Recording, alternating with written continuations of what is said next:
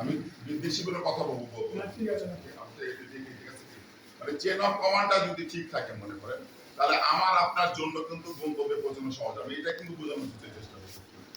ইবাদত আপনি করেন, ইবাদত যদি 24 ঘন্টা করেন আপনি কোনো অসুবিধা নাই। আমাকে ইবাদত করার জন্য আল্লাহ সৃষ্টি করেছে।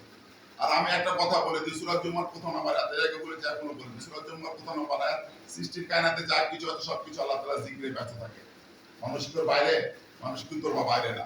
নট অনলি মানুষ মুসলিম, যারা পরিমাণ ধূলিকণা কিন্তু আল্লাহ তাআলা জিকির ছাড়া মালুম অবস্থায় থাকে না, তাহলে দুনিয়াতে স্থায়িত্ব পাবে না। যারা পরিমাণ ধূলিকণা আল্লাহ তাআলা জিকিরের অনুপস্থিতিতে থাকে না।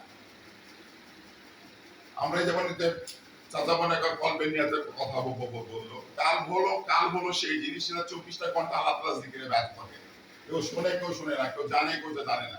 এটা শুধুমাত্র not only Muslim, it is not enough.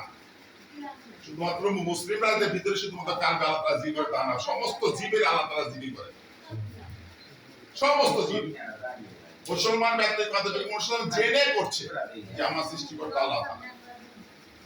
বেধর্মীরা যে জিকির করে করে না, ইহুদিরা কি আল্লাহ তাআলাকে মানে না, খ্রিস্টানরা মানে না, আল্লাহকে মানে, কাকে মানে না, আল্লাহ রাসূলকে মানে না। কন্ট্রাডিকশন কিন্তু এখানে কন্ট্রাডিকশন কিন্তু একটাই, যে আল্লাহ রাসূলকে মানে না কিন্তু আল্লাহকে শেয়ার করে দিচ্ছে, এক আল্লাহরই স্বীকার কিন্তু রাসূলকে মানে না। বর্তমান প্রেক্ষাপটে যদি মনে করা চিন্তা ফিকির করা হয় যে আমি হুসাইনের যে কুরবানি মনে করেন, হুসাইনের কুরবানির সাথে আমাদের আমরা যে জায়গা পরিমাণ কুরবানি করবো সেই যোগ্যতা আমরা রাখি না। তবে ওনার সওয়াবত, উনি যে কর্মটা ছেড়ে গেছেন সেই কর্মের সাথে নিজেকে সম্পৃক্ত রাখি। আমাদের কি কোন সময় ক্ষমতা হবে যে আমরা এমন কোন বেদুইন বা এরকম মুনাফিক বা দাজ্জাল মানে প্রকৃতির সত্তা